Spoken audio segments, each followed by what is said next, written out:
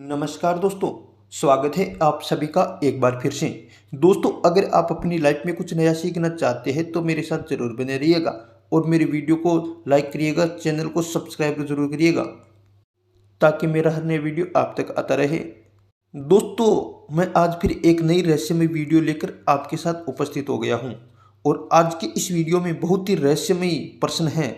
तो आइए दोस्तों, आपका ज़्यादा समय न लेते हुए वीडियो शुरू करते हैं। दोस्तों, आज का प्रश्न है कि वह कौन सा पक्षी होता है जिनके पंख नहीं होते।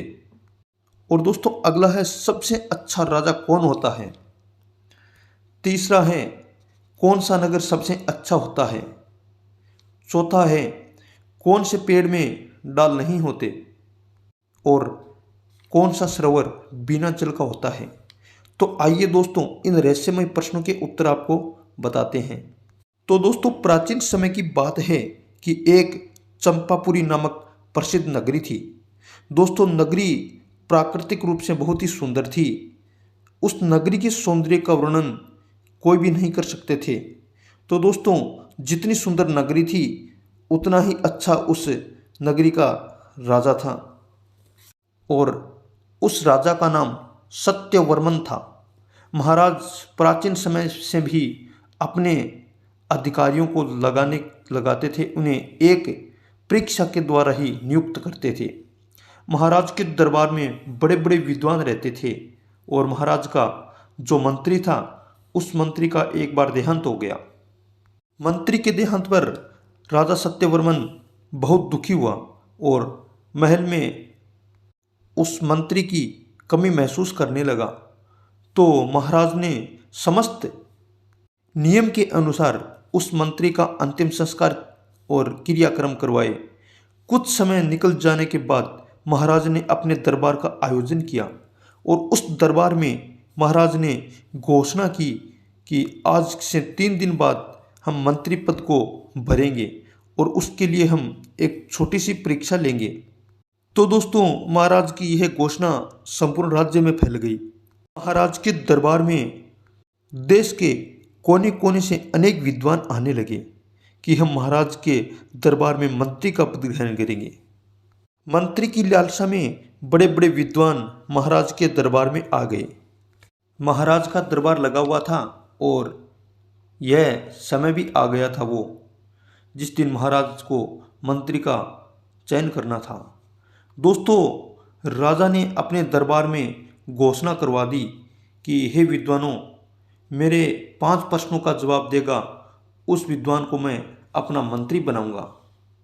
तो समस्त राज्य दरबारी व बाहर से आने वाले विद्वान महाराज से कहने लगे कि हे महाराज, आप अपने प्रश्न पूछिए, हम आपके प्रश्नों का जवाब अवश्य देंगे।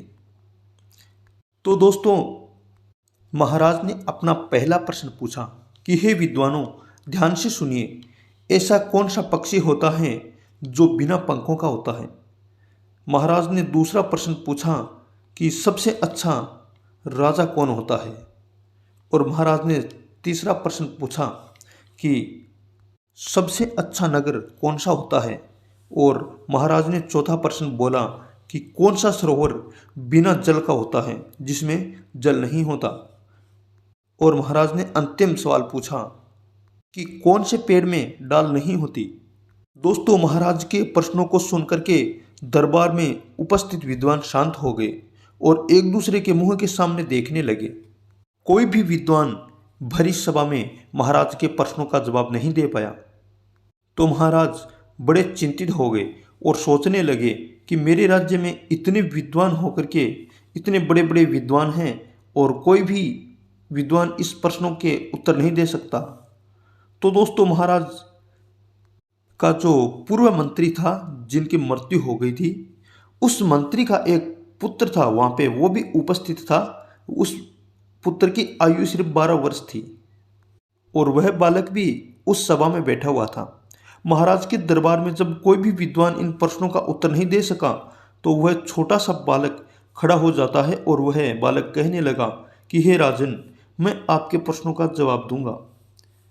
तो महाराज कहने लगे कि हे बेटे, इतने बड़े बड़े विद्वान मेरे प्रश्नों का जवाब नहीं दे सके, परंतु आप कैसे मेरे प्रश्नों का जवाब दे दोगे। तो देखिए दोस्तों, महाराज के प्रश्नों का जवाब वह बालक कैसे देता है। महाराज का पहला प्रश्न था कि कौन सा पक्षी बिना पंखों वाला होता है। वह बालक कहने लगा कि हे महाराज, इस संसार में केवल एक पक्षी है जो बिना पंखों का होता है। उसके कभी पंख नहीं होते, परंतु वह उड़ जाता है। तो राजा कहने लगा कि बेटे बताओ उस पक्षी का नाम क्या होता है। तो वह बालक कहता है कि हे महाराज, उस पक्षी का नाम जीवात्मा होता है। जब कोई मरता है उस समय कहते हैं कि उसके प्राण पंखेर उड़ गए। वह बालक कहता है कि जो प्राण रूपी पक्षी है वह बिना पंखों वाला होता है, क्योंकि प्राणों के कभी पंख नहीं होते, लेकिन उड़ने में वह सक्षम होते हैं। उस छोटे से बालक की बात सुनकर के महाराज व समस्त विद्वानों ने कहा कि इस बालक की बात बहुत अच्छी है और बहुत सुंदर इस बालक ने जवाब दिया है। तो दोस्तों, महाराज के दूसरे प्रश्न का जवाब वो बालक देने लगा कि हे महाराज, ध्यान से सुनिए, आपने कहा था कि सबसे अच्छा नगर कौन सा होता है। तो महाराज, सबसे अच्छा नगर वह होता है जहाँ विद्वान और सज्जनों का निवास होता है। सभी विद्वान उस बालक के जवाब से संतुष्ट थे। तो महाराज कहने लगे कि हे बेटे, मेरा तीसरा प्रश्न है कि सबसे अच्छा राज्य कौन सा होता है। तो वह लड़का कहने लगा कि हे महाराज, सबसे अच्छा राजा वह होता है जिसकी प्रजा हमेशा सुखी रहती है, और उस नगरी का राजा सबसे अच्छा होता है। तो महाराज ने कहा कि सही बात है बेटे। और महाराज ने अपना चौथा प्रश्न पूछा कि हे बालक, मैं तुम्हारे पिता की जगह तुम्हें ही मंत्री बना दूंगा, परंतु मेरे 2 प्रश्न और बाकी हैं, उनके जवाब दे दीजिए। तो राजा ने 5वां प्रश्न पूछा कि बताइए बेटे, ऐसा कौन सा सरोवर है जिसमें पानी नहीं होता। तो वह बालक कहने लगा कि हे महाराज, इस संसार में केवल एक सरोवर ऐसा है जिसमें कभी पानी नहीं होता, और वह सरोवर बिना पानी का होता है, और वह सरोवर है अपनी आँख। क्योंकि आँख एक ऐसा सरोवर है जिसमें थोड़ी सी लग जाने पर भी पानी आने लग जाता है, इसलिए हे राजन, बिना नीर वाला सरोवर आँख होती है। तो दोस्तों, उस बालक की बात सुनकर के ये सभी विद्वान और महाराज यह उस बालक का बहुत ही सम्मान करते हैं। परंतु बालक राजा से कहने लगे, क्या महाराज, मेरे जो उत्तर है वो सही ही है।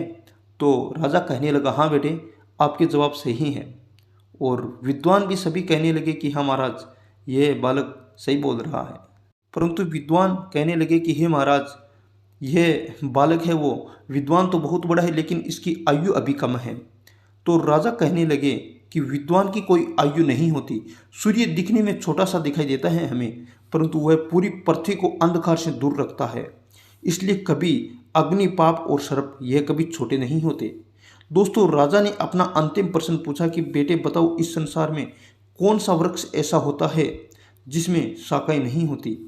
तो वह बालक कहने लगा कि हे महाराज, इस संसार में केवल एक वृक्ष ऐसा है जिनके कभी शाखाएं नहीं होती, और वह है धर्म।